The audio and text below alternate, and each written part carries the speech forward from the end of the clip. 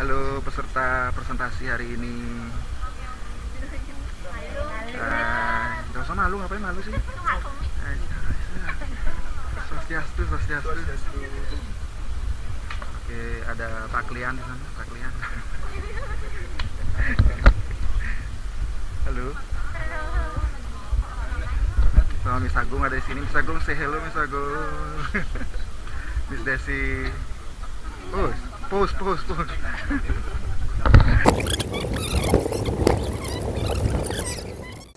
Halo teman-teman belajar, kembali lagi di channel Belajar Bersama.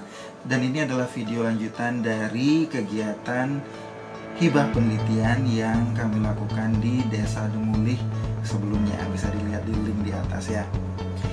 Kali ini kegiatannya adalah berbentuk refleksi, di mana mahasiswa diwajibkan untuk presentasi atau berbagi apa yang sudah mereka dapatkan di Desa Demulih selama penelitian sebelumnya. Penelitian sebelumnya adalah seperti yang sudah dijelaskan di video sebelumnya.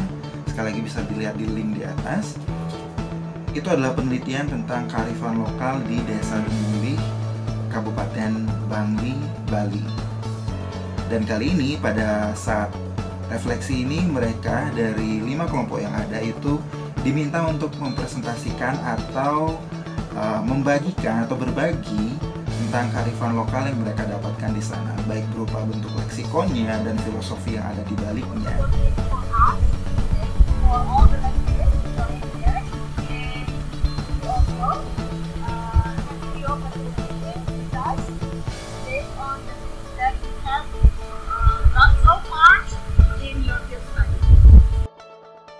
Kegiatan refleksi ini dimulai dengan pembukaan oleh Dr. Ibu Sri Jayantini selaku ketua atau peneliti pertama atau first researcher.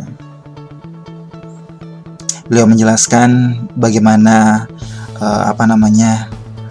acaranya yang akan berlangsung, seperti apa jalannya, bagaimana proses presentasinya dan sebagainya.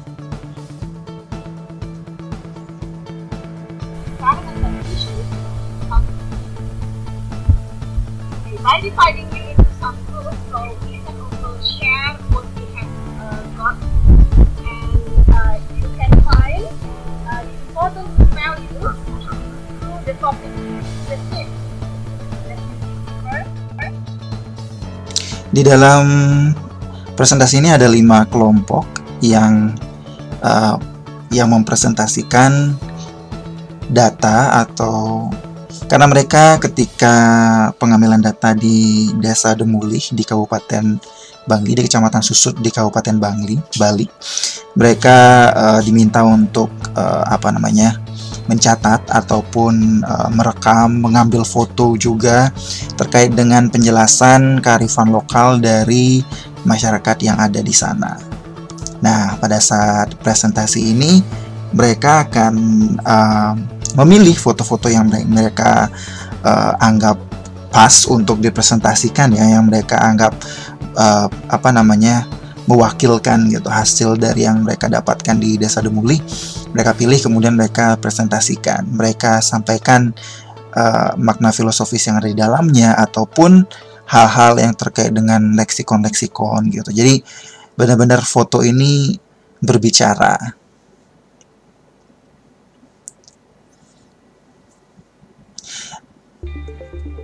Dari 5 kelompok mahasiswa yang karena mahasiswa dibagi menjadi 5 kelompok pada waktu penelitian di Desa Demulih. Nah, dari 5 kelompok ini masing-masing kelompok itu terdiri dari ada yang 2 orang, ada yang 3 orang, ada yang 4 orang. Nah, mereka memang sudah mendapatkan tugas masing-masing. Seperti yang dilihat di video sebelumnya ya, bisa diklik di link di atas. Jadi masing-masing kelompok itu sudah mendapatkan tugas masing-masing. Ada yang bertugas untuk menggali lebih dalam terkait dengan salah satu tarian yang ada di sana, yaitu Rejang Wastro. Kemudian ada juga yang mendapatkan tugas untuk menggali lebih dalam kearifan lokal dalam kehidupan sehari-hari masyarakat di sana.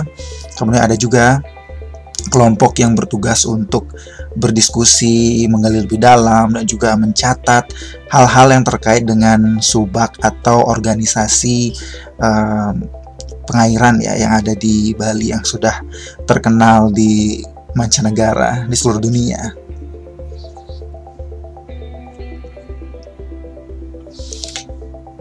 Bahkan ada beberapa mahasiswa yang mendapatkan tugas untuk memberikan gambaran tentang salah satu kearifan lokal, yaitu penggunaan tanaman-tanaman yang ada di sana di Bukit Demulih untuk penggunaan untuk sarana upacara misalnya. Mahasiswanya saking antusiasnya mereka juga membawa contoh daun-daun yang ada yang mereka juga dapatkan di sekitar sana ya, yang ada juga yang mereka tanam di rumah. Jadi mereka bawa fotonya dan juga bawa contoh real dari daunnya untuk membantu mereka dalam proses presentasi. Bahkan ada juga mahasiswa yang yang benar-benar bukan mendalami juga ya, benar-benar mendapatkan salah satu lagu yang ada di sana dan mereka nyanyikan.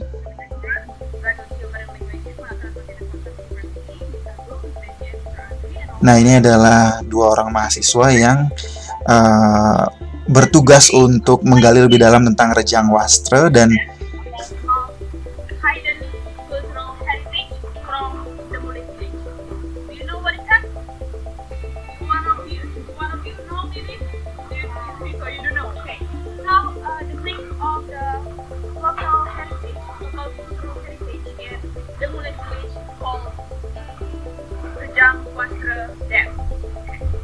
Nah, tarian Rejang Wastra ini yang dijelaskan oleh mereka tidak hanya dari filosofinya ya, tapi juga dari storytelling yang ada di dalamnya.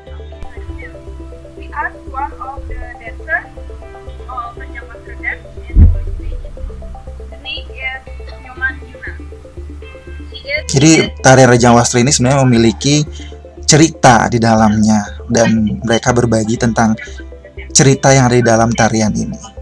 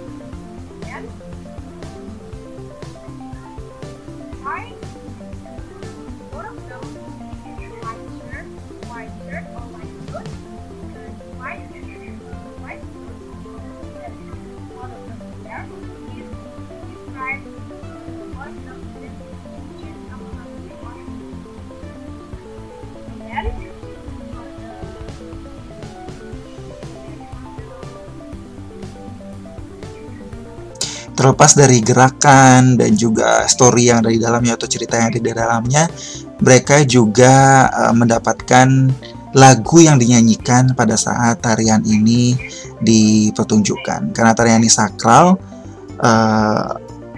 hanya dipertunjukkan oleh orang-orang yang memang pantas untuk menarikannya ya.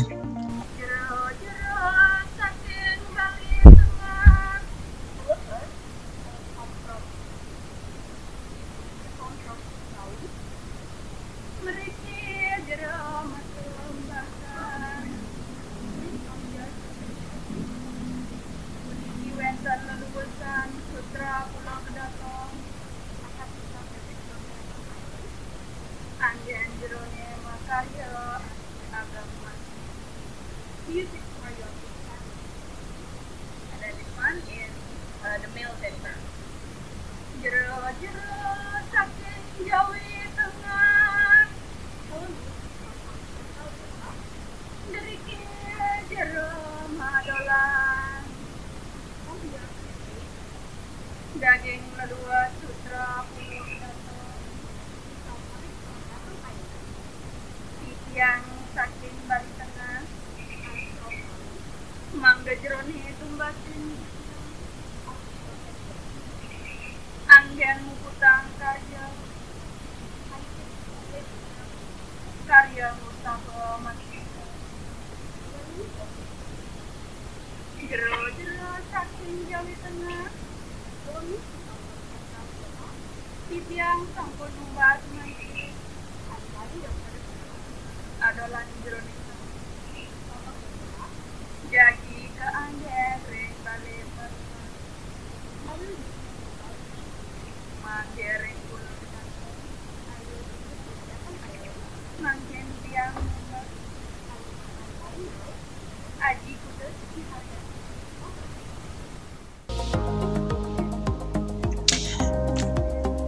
Kami para dosen juga ikut terlibat di dalam presentasi ya, yaitu memberikan masukan, bertanya, dan juga ya saling berinteraksi ya, mengingat kembali proses penelitian apa yang sudah kami bersama dapatkan di sana, karena masing-masing dosen juga mendampingi kelompok-kelompok tersebut. Seperti yang saya lakukan, saya mendampingi dua kelompok, yaitu kelompok 1 dan kelompok 2 untuk menggali informasi tentang kearifan lokal dalam kehidupan mereka sehari-hari. Begitu juga dengan Ibu Desi atau Miss Desi sebagai peneliti kedua juga mendampingi salah satu kelompok, dan juga Bu Agung Sri selaku peneliti pertama juga mendampingi beberapa kelompok untuk menggali lebih dalam kearifan lokal, baik dalam tarian Rejang Wastra ataupun dalam subak.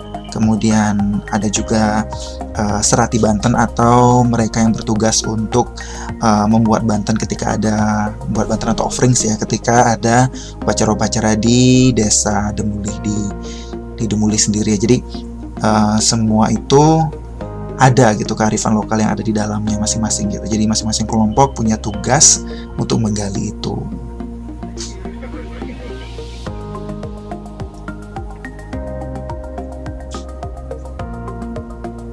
Selain itu juga kami memberikan masukan juga untuk proses presentasi, apa yang sekiranya bisa ditingkatkan lagi dalam skill presentasi mereka.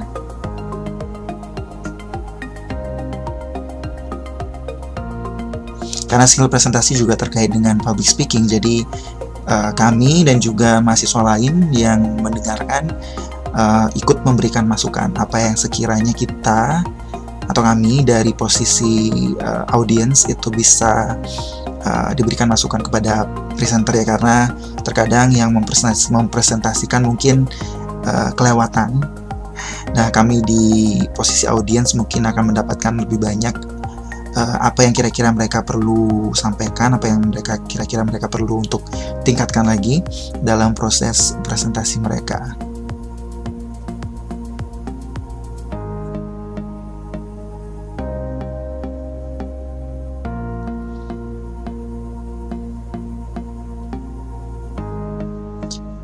Dalam sesi ini juga Ibu Agung Sri memberikan motivasi dan juga masukan kepada mahasiswa. Beliau selaku peneliti pertama sebagai salah satu main organizer-nya juga, jadi ikut juga dalam memberikan, pastinya ikut dalam memberikan motivasi dan juga masukan kepada mahasiswa. kemudian ikut juga memberikan penekanan ya akan apa yang sudah mereka dapatkan selama proses penelitian atau pengambilan data di Desa Demuli.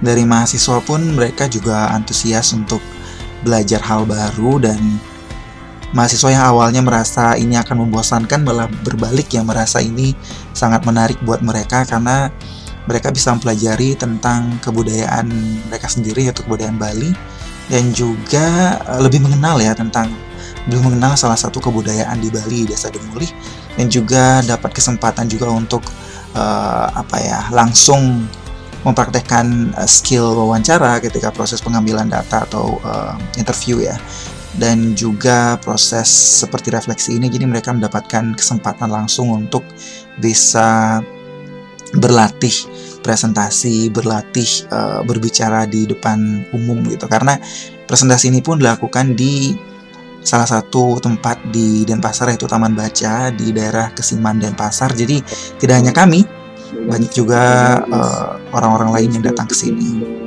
Tradition from the old era, I mean like from the kingdoms. What is it called again? Mana bacanya? What idea that you get about the relation between the environment and the people in the village?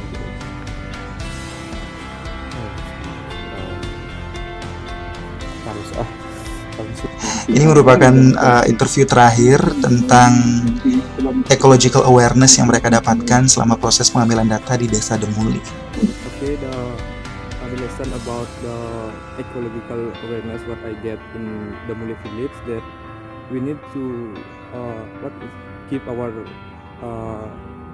environment, like how Demuli people is keep their hill, even they get the part of the hill that they can use to farm, to plant fruits or any others, but they can certificate the land itself, because the maybe government, the local government there thinks that if they can certificate the land, maybe they will sell the land, and that will impact to the the source of, like what that present Demuli people is get their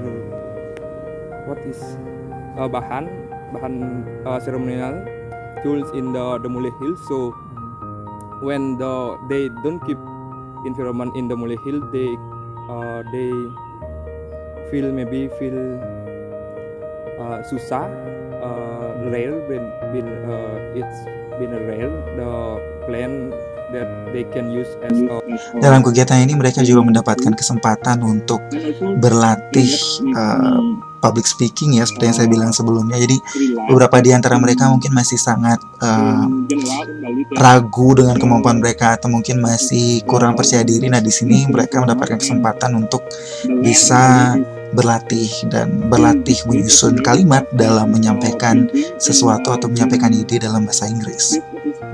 In green area, so that is make us feel difficult to find a plant that we can use as a ceremonial tool. So, and if we see in Demuli, if we can keep our environment, that maybe make we easily to get our need in relate that in our culture, we can get our ceremonial tool around us. I think that's what I can say. Thank you. Okay, Farel, do you want to say something? I don't give nation. I mean, like my opinion again, sir. Yeah, about the relation between environment and the people, the Hindu people probably in Bali, or in Demuli. In Demuli, what it's all about is like the tradition is like the story that been told from the elders years about about the tradition that still keep going, but like the Rajang Wastra, but in the others like ceremony, somehow the people is decreasing and not realizing about the tradition, and they didn't run the tradition, and just a few people that still realizing about it. That's all. Maybe I can say it's kind of mungkin sudah gimana ya, jadi kayak tidak baik gitu dan I think, but still the elders still gimana bahasanya, I mean the young generation. The young generation in this time is not to realize what is the important things about the tradition there. I mean, yeah, the tradition, and also like Tonjaya said about the environment there. I just like what I can say about. Yeah, I just want to the young generation realize what I realize and still do the tradition as well. So things that. Okay. They didn't the ceremony and the others tradition. So they start to forget. Yes, start to forget. Okay. From the story. So in your opinion, anyone can answer, okay? So in your opinion, what happened if the young generation forget all of this importance of the environment to them in relation to the tradition in Balinese Hindu? What happened if the young generation forget the importance of the environment to their daily life in terms of traditions and ceremony that they have or we have here in Bali? What happened in your opinion? In my opinion, because we as the Balinese is a belief of the we call it supernatural, like we like doing the ceremonies is not just for ourselves but also for the environment there. And I think it's only the time if the young generation is getting to forget what the tradition, like the nature itself. In my beliefs, they will not respect again we as the human who stay in in the lands. Yeah, maybe it's like kind of, what is it called? Even like, yeah, they have the example is like selling the land. Yeah, the lands, of course, that. And I think the person or the one who is selling the land, the example will be get the, what is it answer? Dapat balasan the karma, you mean? Yeah, I think karma, because yeah, we can respect the nature that give us the land to like the home and doing the activities in the muli. I think that's it. Okay, thank you, Farah. So what Hindu belief or Hindu theory that is related to the environment? Do you ever have you ever heard about one of the Hindu theory in our religion textbook probably that is related to the environment? I think it's Trihita Karana. Okay, can you elaborate? So Trihita Karana, it's mean like our relation with a human, with the environment, and with our God. Yeah, and as a Hindu, we really believe with that. We really believe with that, and because of and I think it's really relate with that. Yeah, with environment. So okay, now we have two things.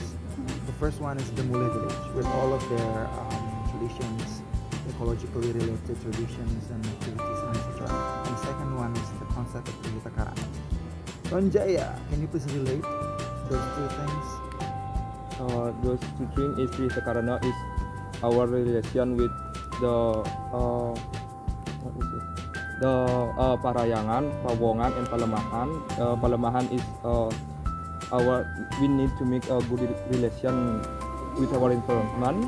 Pawongan is we need to make a good relation with the people each other, to good relation each other. And panahyangan is we need to make a good relation with God.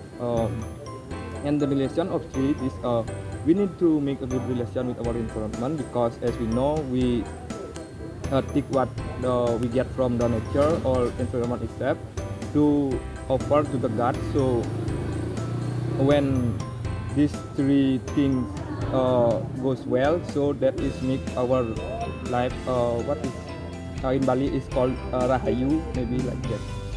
So which one is going well actually in the movie? Yeah, from the So so this interview is actually the last part. Jadi ini adalah bagian terakhir dari refleksi di mana kami selaku dosen ingin menggali ecological awareness mereka terkait dengan tradisi yang ada di Desa Demulih ataupun tradisi Hindu yang ada di Bali secara umum. Yeah, because of what? Because of the presence of the hill. I think that's one of the reason. And Oke, teman-teman belajar ataupun siapapun yang mendengar dan menonton video ini, kalau kalian punya tambahan informasi atau komentar atau pertanyaan, silahkan dituliskan di kolom komentar di bawah. Dan kalau misalnya kalian suka dengan konten dari video ini, silahkan di like dan di share sehingga lebih banyak lagi teman-teman yang lain yang bisa belajar di channel ini, belajar bersama kami juga. Silahkan follow juga sosial media kami yang ada di sini untuk bisa menjadi teman, oke? Dan juga jangan lupa di subscribe channel ini untuk bisa menjadi teman juga, teman belajar bersama di channel Belajar Bersama.